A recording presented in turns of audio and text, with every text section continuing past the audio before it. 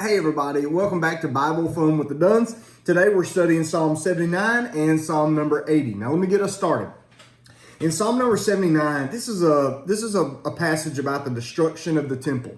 It's when God's church house in Jerusalem, where all the worship happened, it's when the Babylonians came in and destroyed it.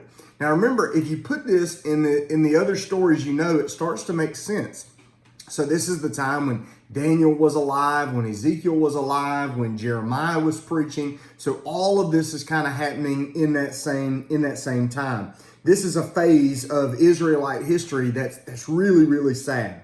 Verses 1 through 4 of this psalm tell us just how bad it is. There's destruction. There's heaps of ruins. It looks terrible. It looks like a natural disaster has happened and everything's just kind of been carved away. Verse number 8, the psalmist looks up and he says this. He says, "O Lord, do not remember the former iniquities against us. Let your tender mercies come to us speedily to meet us, for we have been brought very low." So it's almost like the psalmist looks out over all of these mountains of rubble, and then he finally looks up and he asks God where he is.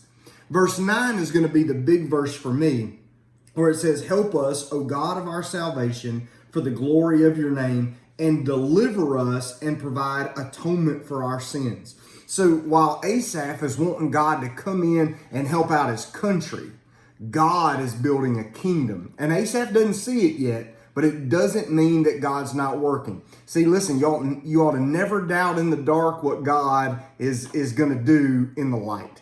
And so we can always trust God, because what God is saying yes to, when Asaph says, "Deliver us and provide atonement for our sins," Asaph is hoping that his nation is going to be okay, but God is developing a kingdom through Jesus that's going to be okay. That's how we're going to have our sins atoned for. John, what's your takeaway for this one? My takeaway is verse 9 of the first chapter, and it says, "Our God, our salvation." God of our salvation, help us. Help us for the glory of your name. Deliver us and atone for our sins. Because your name, yeah. And that reminds me of that you can tell God anything, and he did not tell God. He told God because he knew he would take care of it. That's right. So we can tell God anything. We can tell God anything, anytime, even if it's not pretty words or the right words, even if it doesn't exactly sound maybe respectful. You can tell God anything, right? Mm-hmm. Okay. So Psalm number 80 is another sad psalm. So we're in a whole series here. They're long. You've been reading them. They're kind of long and they're kind of sad. So the author is going through all of the history of Israel, but he's recounting all of God's steady leadership. So God brought them out of Egypt, back in the day with Moses. God walked around with them in the wilderness for 40 years and took them around. Then God took them into the promised land and he gave them their nation. And now the author looks around and he wonders, the God who did all of that, God was so good, so faithful, so helpful. He's looking around at all the problems in his life now, and he goes, "God, where are you now? We remember all about you back then, but where are you now?" And kind of like the old "what have you done for me lately" kind of situation, where he knows what God has done, but he wants God to do something right now. It's kind of like for me when I'm reading this, I thought about, have you ever put in the address in a GPS and got in your car and went somewhere? And you're out in the middle of nowhere and you're going somewhere, and all of a sudden the GPS says you have arrived at your destination.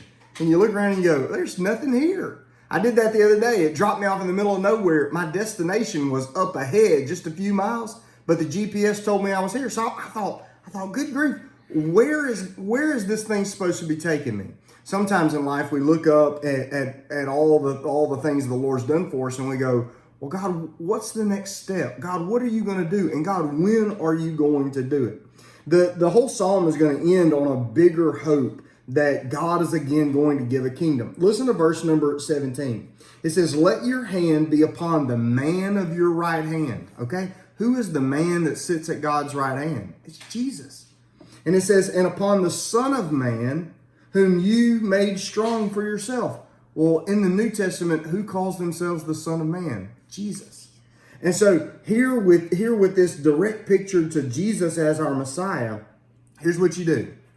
Whenever you don't know why or when, you can always trust who is in charge. Jax, what was your takeaway? Okay, so my takeaway was from chapter 80, and it's how Asaph, he's just wondering where God is, what he's doing.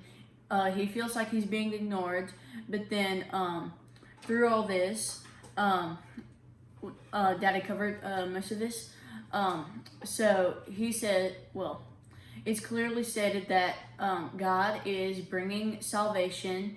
He's showing us the next step, and he's giving us our final destination, which is Jesus, who is coming to save us. All right. So here's kind of our wrap up for today. Our wrap up is sometimes in our life, we're not going to have all the answers or maybe any answers to life's most difficult questions. The hardest questions we'll ever ask in life about whatever's going on is why and when is it going to be over? We don't always have those answers. But here's what we do have. We have a God who has a wonderful track record.